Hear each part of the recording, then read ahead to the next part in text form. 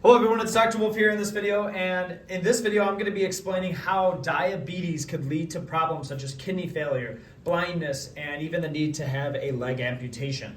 And we could all explain it through this process of osmosis. So let's set our stage. Here I have my bloodstream, all right, and here is a body cell, okay?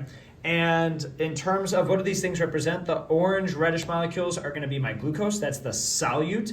And my blue molecules are going to be water, that's my solvent. All right. So what I want to do is I want to look at the concentrations. There is a high concentration of sugar in the bloodstream, a low concentration of sugar in the body cells. Sugar wants to move it wants to diffuse from a high to low concentration. The problem is that glucose really just is not permeable, can't get in our cells quickly. So it's not going to move. So now let's switch it. Let's look at water. We have a low concentration of water in the bloodstream. It's reversed, right? High concentration of water in the body cells. Which way does water want to move? It wants to diffuse from a high to low concentration until it reaches equilibrium, all right? And so water's going to diffuse. Specifically, the process of water diffusing is called osmosis. And again, this is due to a concentration gradient. All that means is that, hey, there's a difference in concentrations. There's a high concentration here, a low concentration here. You could say the same thing for glucose. There's a concentration gradient.